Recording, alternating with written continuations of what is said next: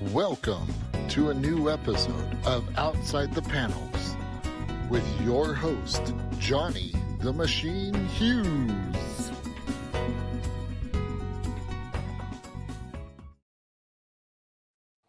Welcome everyone to another episode of Outside the Panels. It's been a while since we've had one of these shows, so to mark our comeback, we have got a super special guest. We have to talk about the new release of the Billionaire Island tradeback. We have writer-creator Mark Russell. Mark, how's it going? You okay? Yes, good. Good to see everyone. Excellent. I have to say, I thoroughly enjoyed Billionaire Island. What a fun read. Thank you. There's a level of dark humor in there that just really appealed to my British sensibilities, I guess. Yeah, I think that the humor, the darker your story is, or the more sort of darker the realities you're talking about, the funnier it's going to be. I don't know how that works, but somehow it does. Indeed. Tell you what, let's start at the top and work our way down. All right. So a question that you must have been asked a bazillion times. All right. How did you break into comic books? What was your first foray and step into comics? Well, I don't want anyone to listen to this thinking this is how a good way to get into comics. Thinking this is like a duplicable experiment. There are all very ways. There's no wrong way to get into comics. There's just no real right way to get into comics either. But for me, it was my Count Chocula fan fiction that I was writing on Facebook, and which just happened to be seen by Marie Javins, who's now the editor-in-chief at DC Comics. And at the time, she was looking for somebody to write a reboot of the comic book Prez, which ran for about 3 issues in 1973. Mm-hmm. But they didn't really know who would write that sort of satire, who would write because if you write a funny comic, then no one really wants anything to do with you. So they didn't really know what to do with this comic that was, they were intending to be sort of satirical. So they had to look outside the box a little bit. And she just happened to stumble upon my Count Chocula fan fiction and asked me if I'd be interested in writing a comic for DC. Now, that wasn't my first experience in writing, though. I had written 2 books before that, which she was also aware of. So she knew that I could write and that I could write a prolonged title. She wasn't just shooting in the dark. Mm-hmm. But yeah, that was actually what did it for me. That was my beginning in comics, and it's where I've been ever since.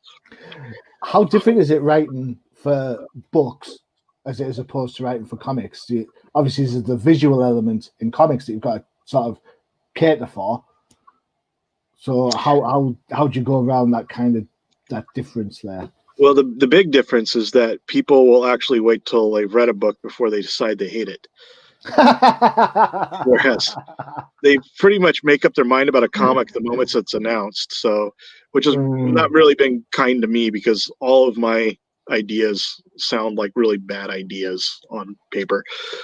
But in terms of the writing, I really love it because it gets rid of all the things I hated about writing, or the things that I enjoyed the least about writing prose, which is all the scene building and all the description of the physical environment. Now doesn't belong to me. It belongs to an artist, and I just have to give them some brief notes about what we're sort of going for, and then I can completely scrape it off my plate onto their plate, and that frees me up to write the things that really I want to write, which are sort of the metaphor for the reality that I'm complaining about, the one-liners, and the dialogue of the characters.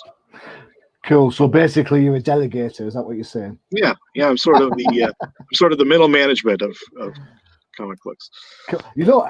I often think, and I ask this all the time of the various writers that we've had on, is when you write a book, do you end up kind of being the de facto assistant editor because it's your story and you kind of want to see how you can put as you say, a brief description down. So for Billionaire Island, it could be, I want a desert, because there's a desert in there. And then when it comes back, you think, well, that's not quite like the desert I wanted. Or do you become a bit of an editor in? Yeah, although less in terms of the artwork and more in terms of my own writing. because I feel like the soul of writing is really rewriting.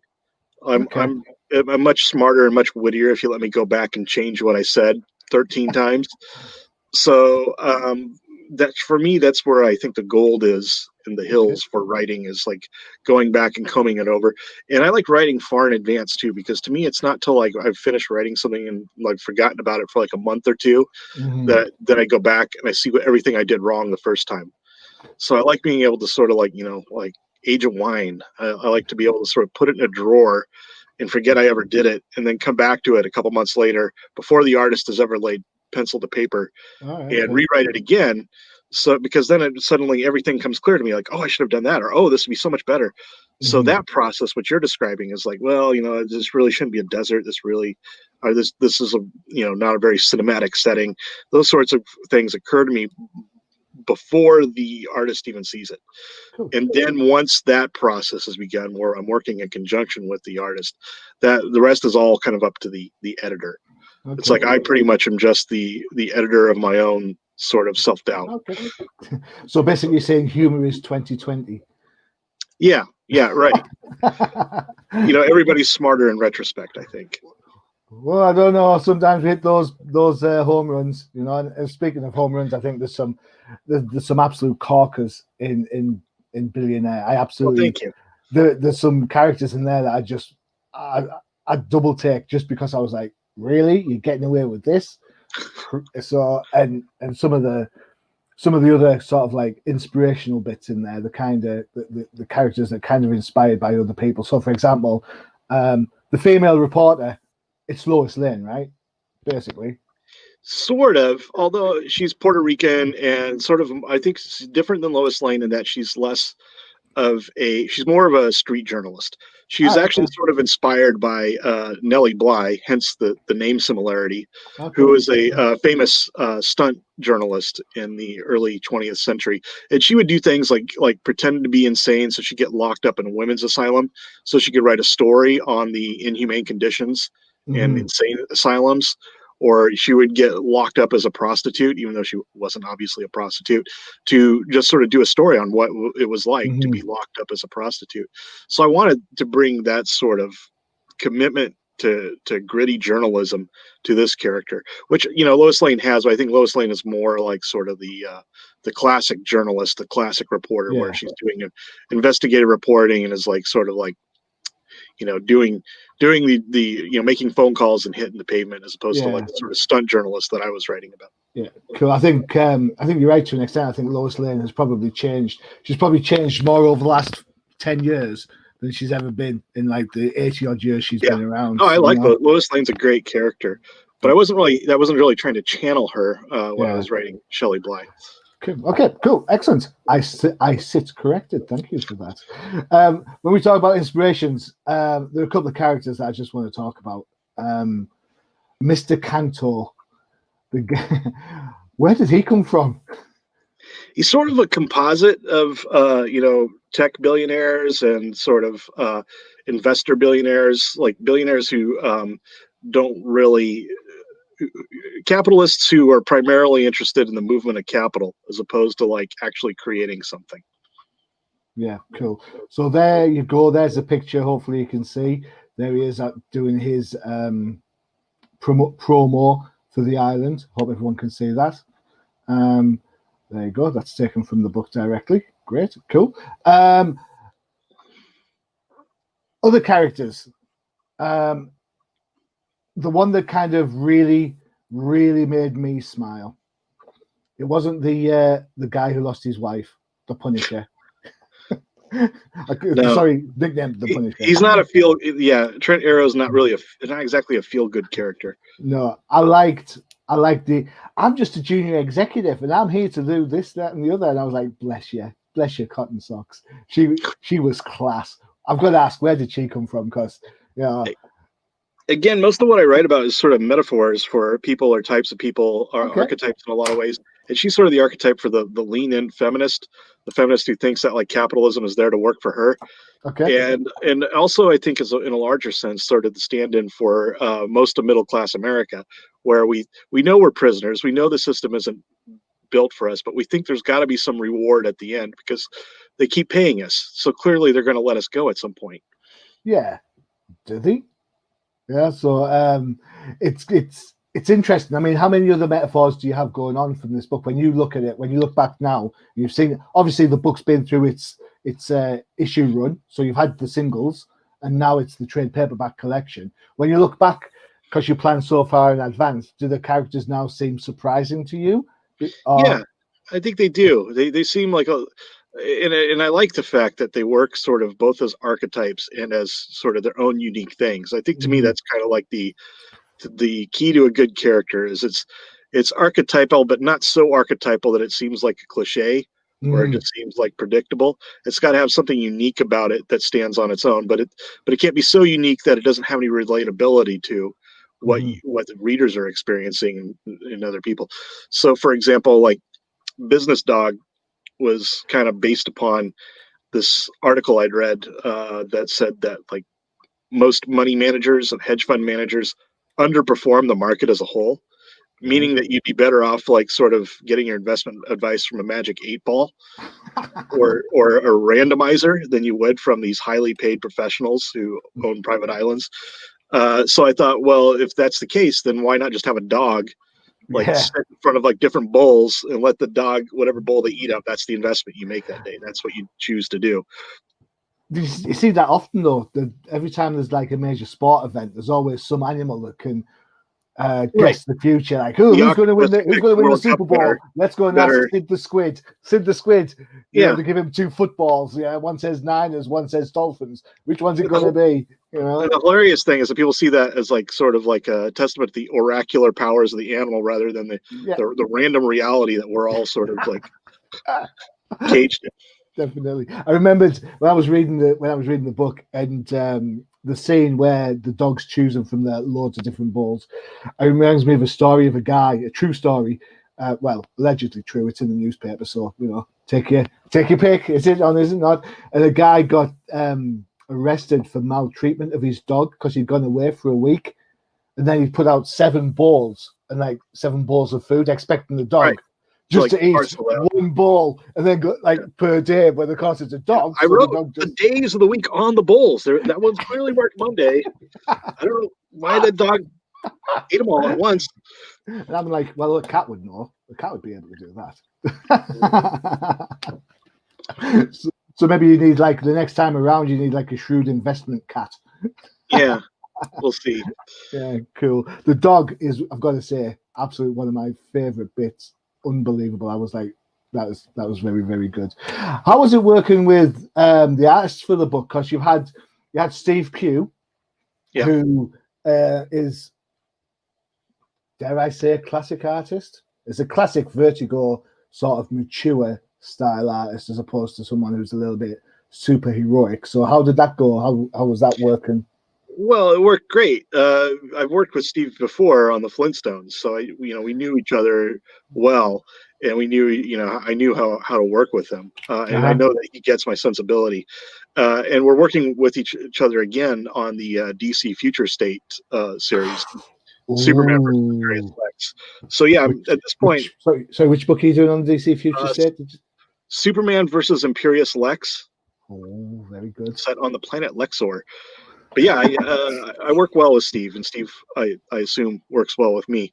But yeah, I think part of the magic of Steve Pugh is that he has just the right sort of quotient between sadness and goofiness in his artwork. The artwork always looks a little surreal and sort of goofy, but the facial expressions of the characters always betray this sort of really subtle sadness or defeat, which to me really humanizes all the characters that he draws. Yeah, and it's right there. You just picked a panel, and it perfectly demonstrates. Yeah, so the guy there, this subtlety that of was his 2 years ago. Yeah, he's like, look at those eyes, look at that frown. You can see he's proper down in the dumps. He does that so extremely well, and to me, it really becomes the soul of the book. Definitely, it's like people like somehow internally knowing that this is a fraud that's been perpetrated on them, and yet they have no choice to believe because they've invested everything in this fraud. There's pages, there's loads of characters that are so interesting in this book. I'm just going to see if I can just quickly zoom through, because where is he?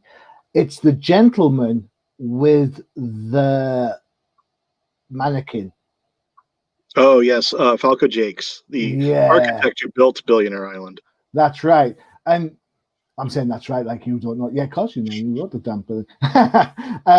But for me, where we at there? I've just seen the panel that I want. Yeah, there it is. Give me 2 seconds. Share the screen. Share, no, Chrome. Boom. There you go. You know, that is, that's the cover for I think that's the cover for one of the chapters prior. But the character is just so, he reminds me a lot of Logan's Run. You know how Logan, Right. it doesn't I seem know familiar. exactly what you're talking about. Yeah, so Logan's Run is that element, the original movie. We're not talking about the TV show. He's like the Art Carney character who's like outside Yeah, the sort of utopia, like exactly. acting crazy. Yeah, because he's got his robot and everything. Yeah, exactly right. And when I read this, I was like, oh my God, this is like that. That's it. That's exactly how I look at it. That is kind of Logan's Run, isn't it? That It is. crazy sort of, I've done something to survive type of mentality. And to me, the role that Falco Jakes plays in the story is he's sort of the exception that proves the rule. He's the character that sort of shows you why people don't rebel against the system, because to live outside the system is to live, off of IKEA furniture that drifts up to the shore, and having to build a mannequin wife because there's no one else outside the bubble with you. Yeah.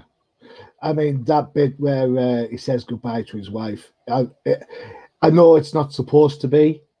I know it's not supposed to be heartbreaking. It's supposed to be a comedy moment, a bit of like a, hey, look at the crazy guy.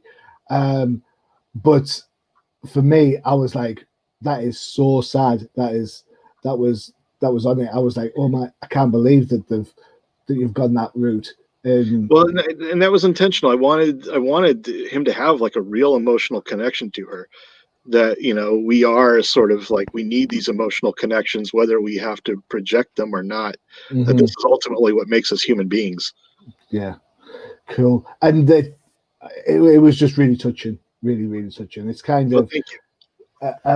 It reminded me a little bit of, I don't know, around, I'm going to go old school, Detective 601 to 604, a Mudpack story. One of the Clayfaces, the third Clayface, has a dummy, and you take the dummy off him, he goes crazy, he goes ballistic, and it's just this kind of whole thing that goes on. So I love that whole kind of that lost love. The guy knows he's lost something, and he's trying to find it. And it's a crazy place. One of the things that draws me to the comics medium is that you can express so much just with like the way the look on a character's face. Definitely. Or just sort of the landscape that they're in. It's like, and it's just sort of a beautifully artistic form of minimalism, just to express something with a vista or a look on a face, as opposed to like a paragraph. Yeah, a lot of my work colleagues give me grief for being in comics. I'm like, no, it's not about.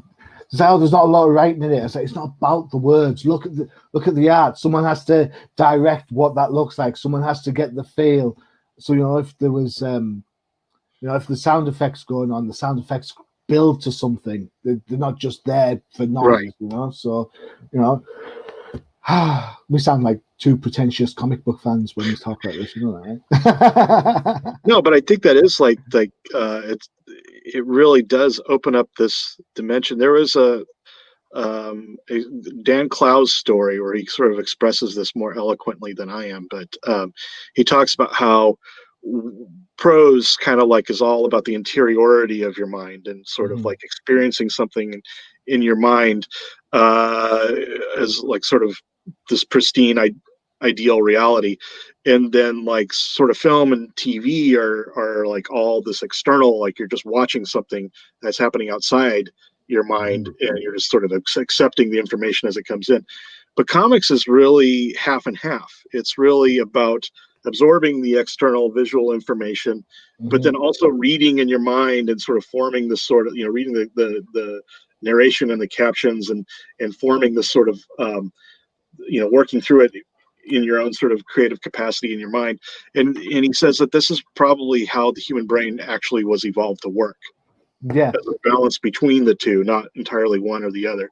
So it is probably the medium that is most closely adapted to human cognitive ability. Yeah. Okay, I totally get that. It's one of those things where I'm a big, I know I'm Brit, but I'm a big American football fan. And back in the day when I used to play over here, someone used to say to me, "How can you throw a football?" I'm like, "I don't know, I just pick it up and there it goes, And when someone says to me, "How do you read a comic book?" It's like, I don't know, you just pick it up and you start in that corner and you work your way down. It's I don't analyze it too much, because I think if I do that, it's like it becomes to me it seems like the one work. medium you really don't have to explain too much, because it's so natural. Yeah, just relax into it. Yeah, definitely. We talk about comics. So what sort of books are your books? What books do you like? Oh wow, well there's so many. A friend of mine, Greg Means, and his writing partner MK Reed put out a really amazing graphic novel in 2019 called Penny Nichols, which got nominated for an Eisner, but is put out by Top Shelf. But I love that book, and I try to tell people about that one. Cool. And also, I'm reading Eric Schanauer's sort of history of the Trojan War, Age of Bronze. I'm reading that right now. They just released a colorized version, and one of the things I love about it is that I'm sort of a history buff, and he's gone through great care to like sort of recreate the historical, what the costumes, what the sorts of things people would have historically wore in Greek society in like year 1200 BC, and he sort of seamlessly weaves in like Greek mythology with the story, which is kind of hard to do because he's trying to tell the story as he's trying to tell these Greek legends as history. So the way he sort of gets around that is that he doesn't necessarily have Zeus or Neptune or anyone, Poseidon or anyone show up, but but the Greeks' belief in these gods and the belief in like the sacrifices is very real. And so it's really more about the impact of belief on the war than the gods themselves. So it's pretty fascinating and really richly detailed rendering of the Trojan War, which I recommend. Cool, excellent. So you write for DC as well. How different is that then? How different is it going from DC to an indie book and back across? Well, there's good things and there's deficits about both. The good thing about writing the creator-owned property is obviously you don't have to check with continuity.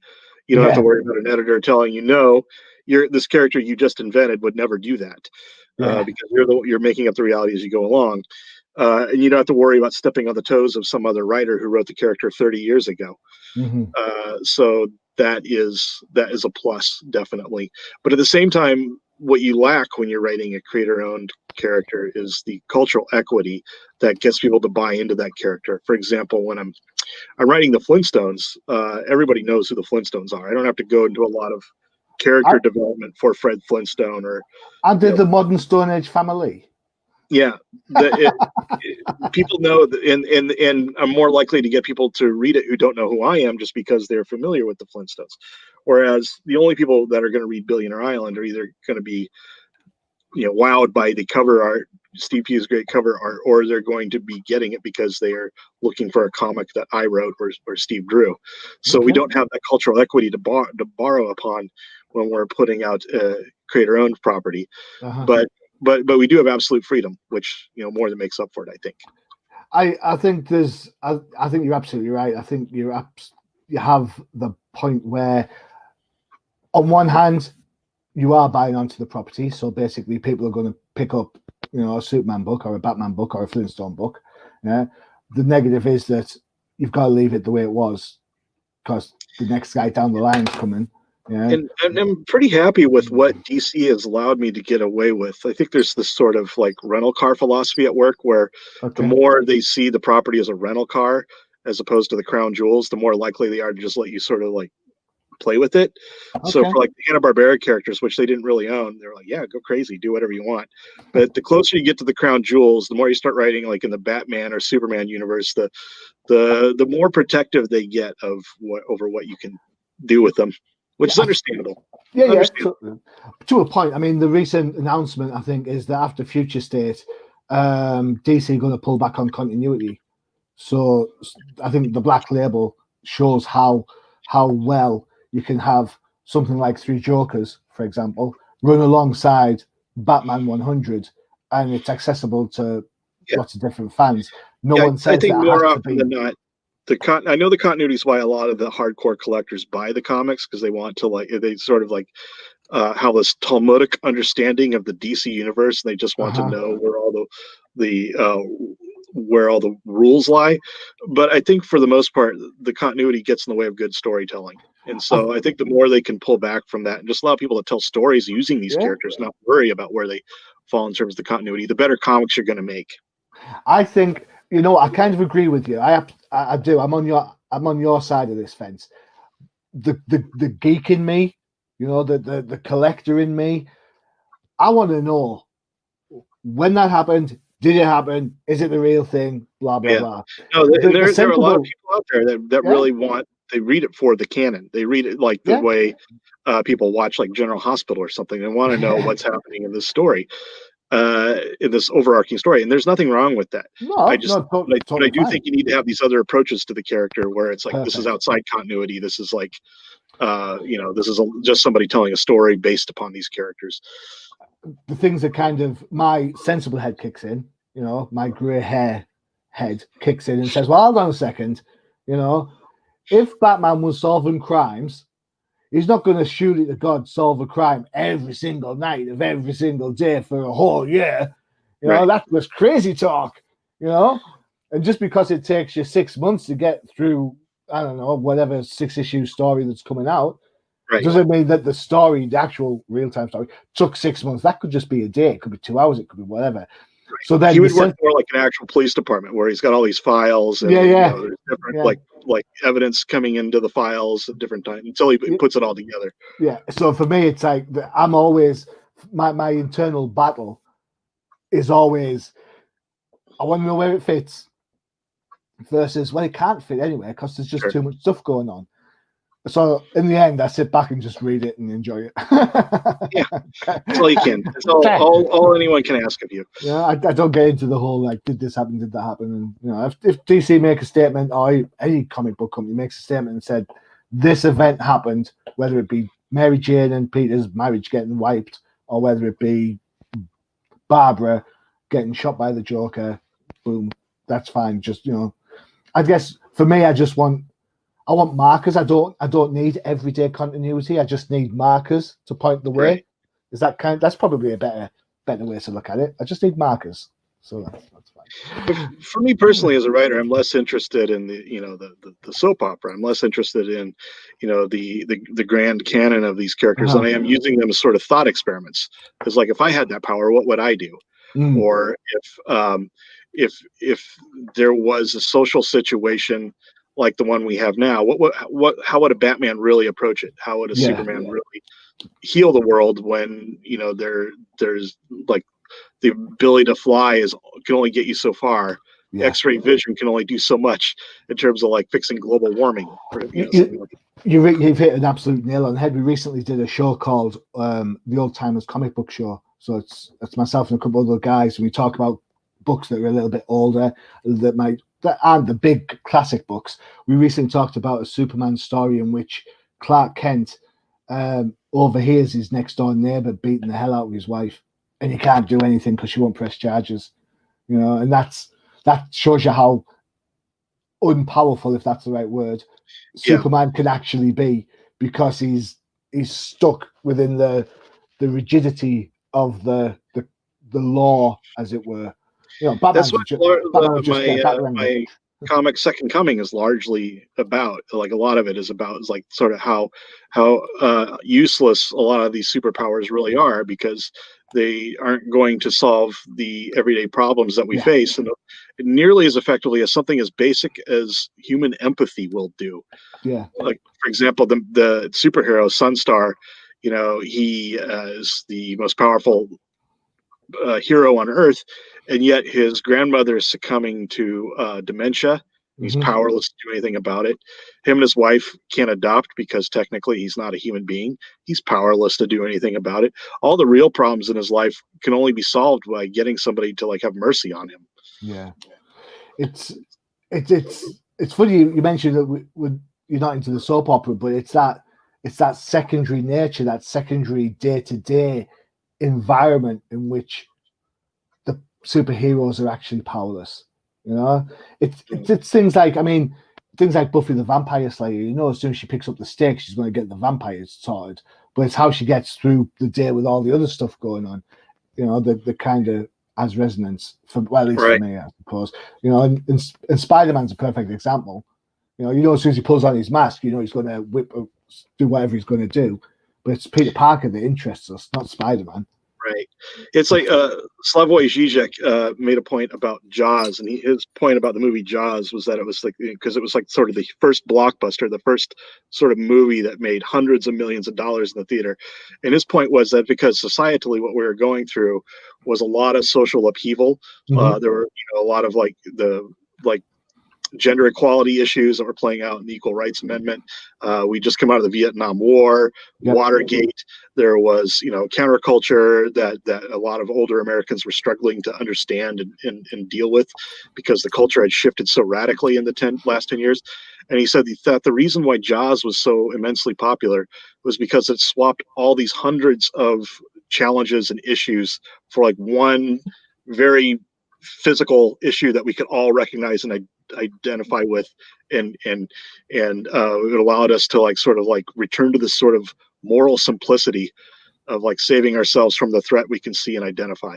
I think in a lot of ways that's what comics sort of do and I think it's what the superhero comics have traditionally done, is they've allowed us to take these sort of complex issues and sort of bend them into something we can actually understand, bend them into something that we can give us the catharsis of feeling that we understand the world.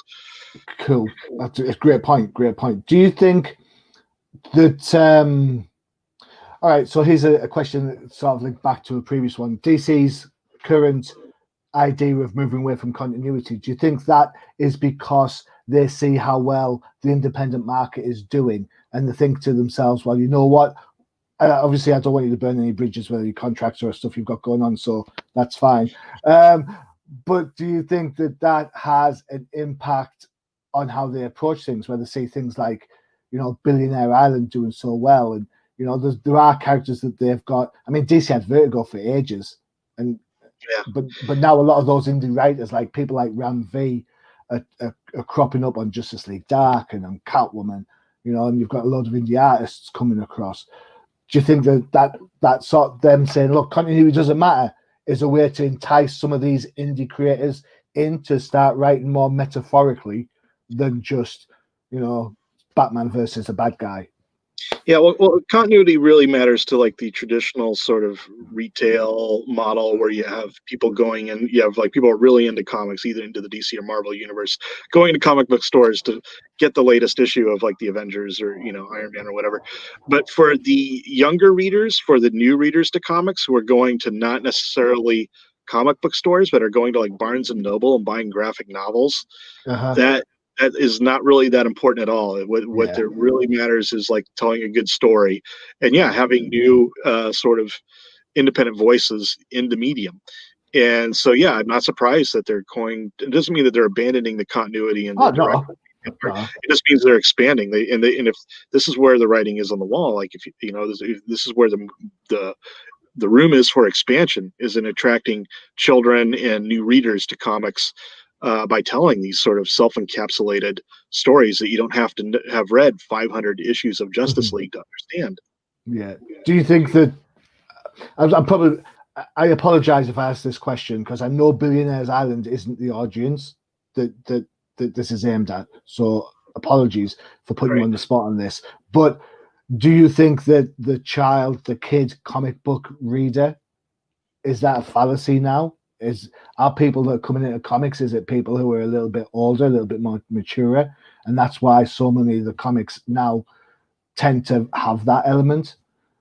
Because I mean, in my local comic book, I can't remember seeing anybody under the age of 16 in there. Yeah, and I think this is why the younger readers, they're definitely buying a lot of the new graphic novels, which is why, but it's because they're targeting so many of the new graphic novels at younger readers. Like who sells more books than Raina Telgemeier right now? And those are the books that you don't necessarily have to go to a comic book store to buy. Those are the stores you can buy at Barnes and Noble. So yeah, you're not seeing a lot of kids in the comic book stores because they're buying these other books. They're buying, Raina Telgemeier, or they're buying, Mariko Tamaki books. Great writer. I love her. She's class.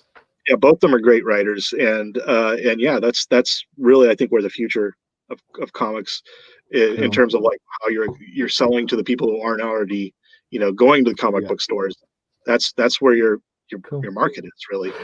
Cool, excellent. Right, back to your book. Let's talk about you some, shall we? Billionaire Island. When I looked at it and I read it, we've talked a little bit about Logan's run in there. I want to say there's like, because of the control and arc of it, my initial thought was it's a little Westworldy, but without the fantasy. And when I've thought about it, I'm not sure if that's an accurate way of doing it, but I think it's probably the other world nature of it, because you've got the standard of living, and then you've got Billionaire Island or Freedom Plaza, you've kind of got that going on.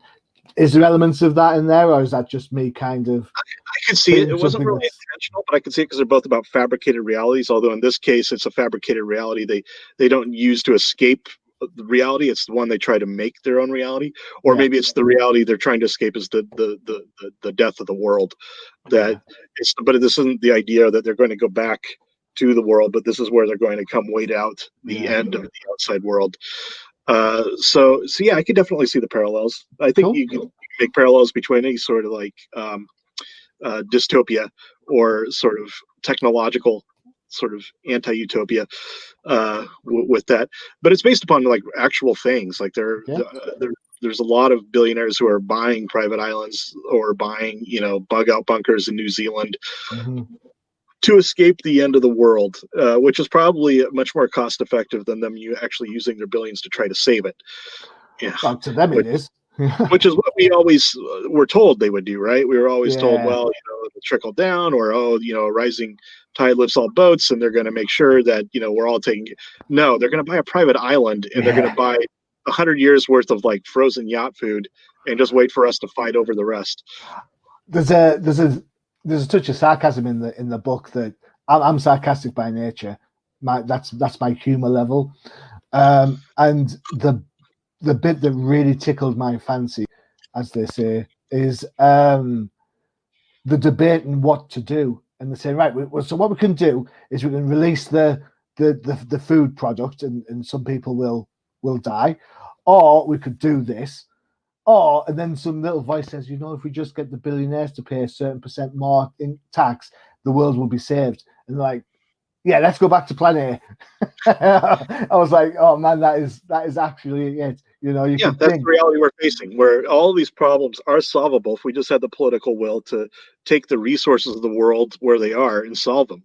Yeah. But that's unfathomable. We can't possibly do that. We have to start thinking about who we're going to throw under the bus. And right now, in our current state, with everyone sort of dirt sliding into fascism and nationalism, we think that throwing refugees and immigrants to the wolves is going to be what solves the problem, but it's not. It's just going to delay the inevitable choice for who to throw to the wolves next.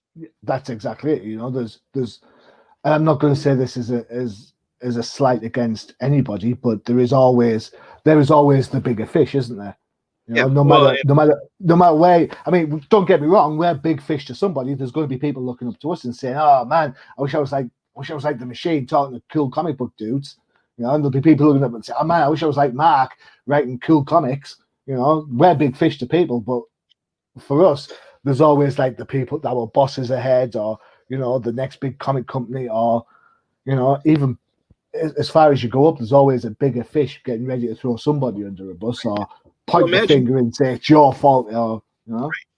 Imagine you're in a lifeboat with like a dozen people, and you decide to eat the least popular, the person with the least protection in that lifeboat, so that the rest of you can survive.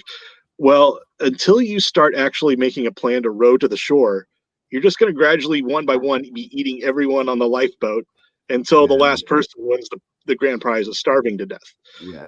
So there really is only one choice if we're going to continue as a species, and that's to paddle for the shore. Yeah, put that on the campaign slogan. Right. We can't hope to survive just by, hoarding and cannibalizing each other, because eventually we're going to need to get out of this situation. Cool. Excellent. How far, you mentioned earlier on that you write so far in advance, so you write your first draft, it sits in a drawer for a couple of months, pull it out, have another look at it, give it a polish, then when you're happy, off it goes to the artists and editors and so on. Yeah. How far in advance then how long ago did you start working on Billionaire Island? Billionaire Island was completely written in 2019. All right. Okay. By the end of 2019, including the rewrites and stuff. Cool. So you're a fast worker. Well, it took me about 6 months to write, but yeah, it was 2019, and then Steve started artwork in, I think, early 2020, and then it hit stores in March of 2020, right before COVID hit. Yeah. So there was like a 3-month delay between issue 1 and issue 2. Yeah, that's kind of happened for loads of people. Oh man, my comic book shop, because we've had like national lockdowns here, my comic book shop was closed for that whole period. When it finally opened, I had like £140 worth of comic books to pick up. I was like, oh really? Honestly, It's like, what? That's probably you're probably good to have that, so you can not leave the house and bunker with your comic. Honestly, I've still got a whole pile of them to read. I'm like, I think I've got like something like 6 months worth of Justice League Dark to go through. As much as I'm up on Batman, I haven't read Detective. I have no idea. I know 1027's come out and we're on 1030. I haven't hit 1020 yet. That's a good problem. Well, that when you get like a backlog of stuff that you love to catch up. Really, you want to see it? There you go. Don't know if you can see that there. That is my backlog of stuff to go through. Yeah, that's pretty. pretty backlog to tell. Okay. Right. So last couple of questions, I guess. When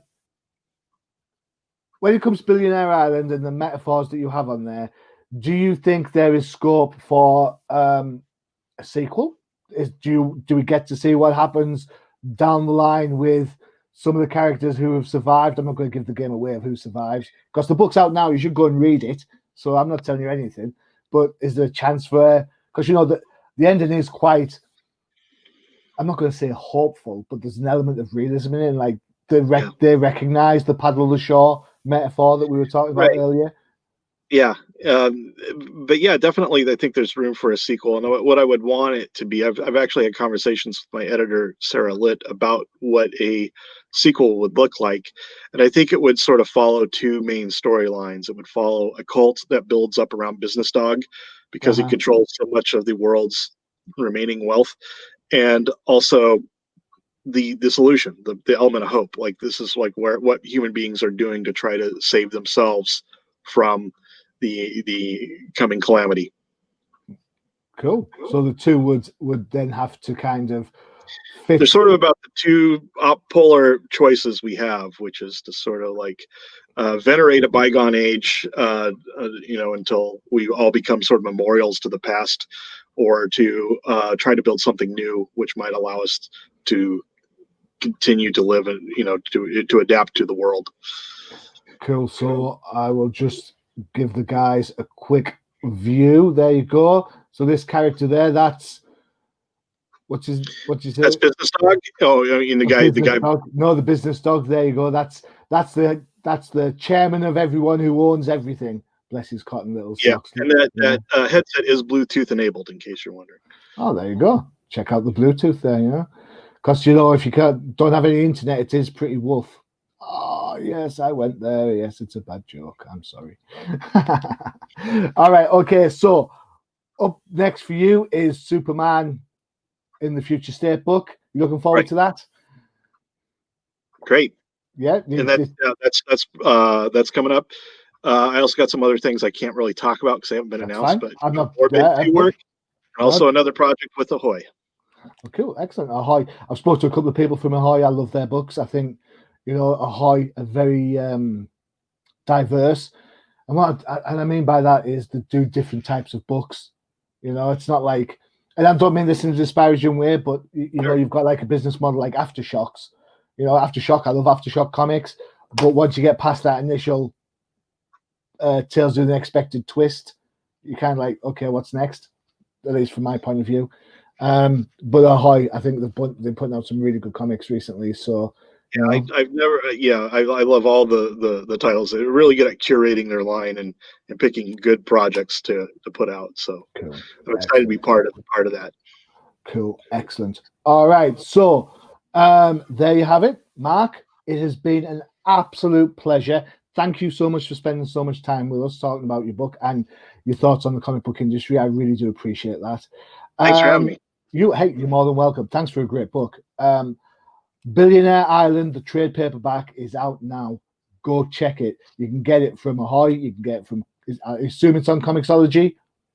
Yeah, I don't know. I don't think yet, but I think it comes out in a week or two on Comixology. Right. There you go. And I tell you what, why don't you do it the old-fashioned way? Why don't you take a trek down to the comic book store, have a look in there, go past the mainstream stuff. There are other books out there that other than Marvel and DC, as much as I love DC, but go check them out. All right. The trade's there. The issues that might be there, the COVID stocks have meant comic books are holding on to more stock than they used to. So go check them out. All right. Okay. So all that's left for me to do is say, don't forget to check out all the other podcasts that you have available on the UCPN. And this is Johnny the Machine Hughes saying adios.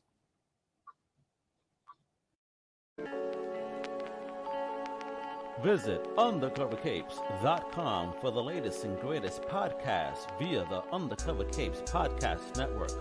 Also visit our parent company website, comiccrusaders.com, all about comic pop culture.